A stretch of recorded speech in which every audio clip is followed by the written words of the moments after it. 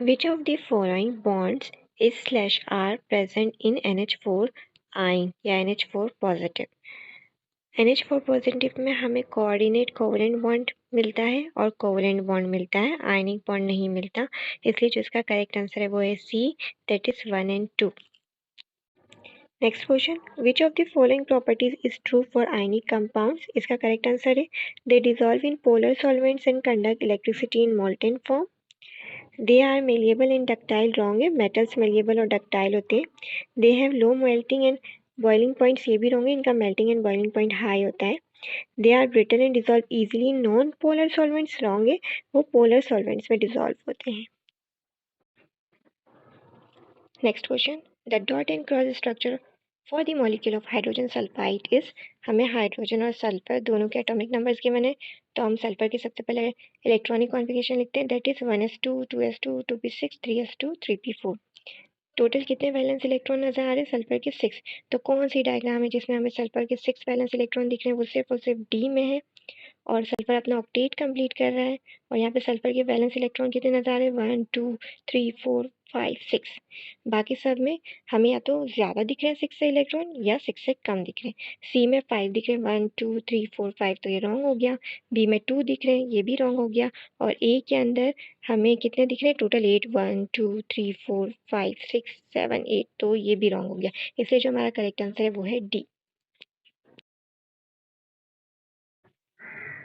In a molecule of ethyne C2H2, how many electron pairs are involved in the bonding between the carbon-carbon atoms?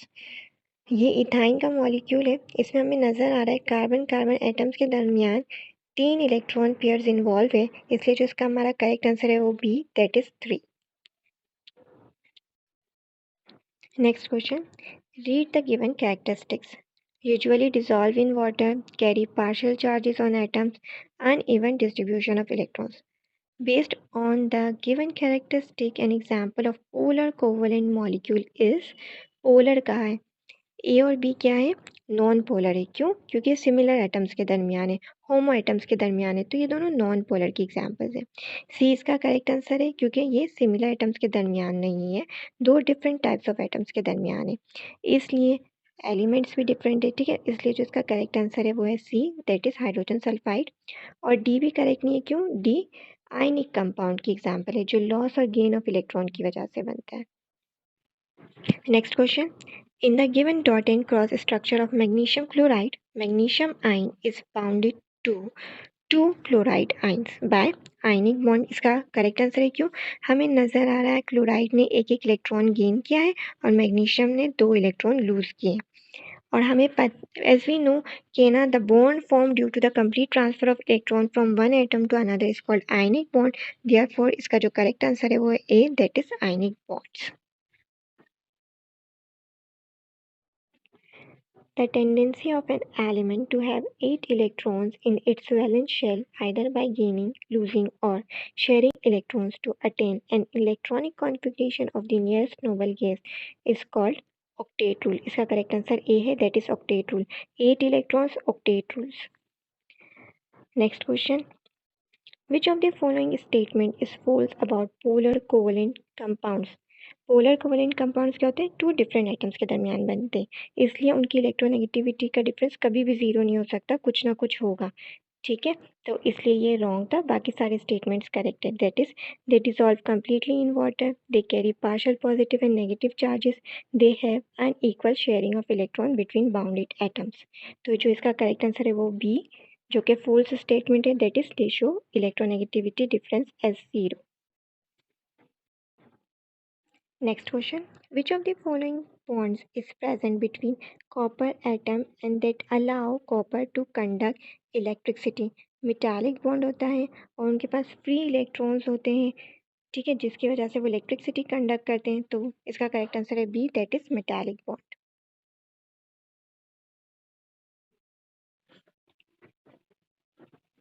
Which of the following two elements react to form a covalent bond? Barium, potassium और sodium, ये तीनों जो है ना group 1 और group 2 के elements हैं। Group 1 और ग्रुप 2 के एलिमेंट्स मेटल्स होते हैं और they have the tendency to lose their valence electron.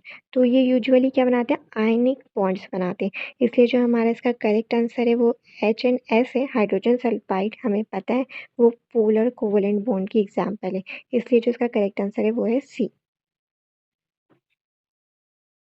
Which of the above mentioned elements form cations? We know group 1, group 2 और ग्रुप 13 के जो एलिमेंट्स होते हैं वो कैटाइंस बनाते हैं, इलेक्ट्रॉन लूज करके पॉजिटिवली चार्ज आइंस बनाते हैं, दैट इज बेरियम। ग्रुप 2 से बिलोंग करता है, एल्यूमिनियम ग्रुप 13 से, इसलिए जो इसका करेक्ट आंसर है वो है 3 and 4, that is B. Fluorine group 17 से बिलोंग करता है, एनाइन फॉर्म करता है। सल्फर ग्रुप 16 से एनाइन फॉर्म करता है। नाइट्रोजन ग्रुप 15 से वो भी एनाइन बनाता है। आर्गन नोबल गैस है, इसलिए 3 और 4 वो एलिमेंट्स थे जो केटाइन बनाते हैं, इसलिए जो इसका करेक्ट आंसर है वो है B, that is 3 and 4। Next question, which of the following compound shows hydrogen bonding? इसका जो करेक्ट आंसर है वो डी है। क्यों? क्योंकि इसमें हमें ऑक्सीजन नजर आ रहा है अलॉन्ग विथ हाइड्रोजन, इसलिए जो इसका करेक्ट आंसर है डी। नाइट्रोजन, ऑक्सीजन या फ्लोरीन में से अगर किसी का भी एटम हमें नजर आता है मॉलिक्यूल में अलॉन्ग विथ हाइड्रोजन, तो वहाँ हमें हाइड्रोजन बॉन्डिंग मिलती है। क्यों? क्योंकि ये बहुत ज़्यादा इलेक्ट्रोनेगेटिव एलिमेंट्स हैं, ठीक है, और हाइड्रोजन जो है ना इलेक्ट्रोपॉजिटिव है।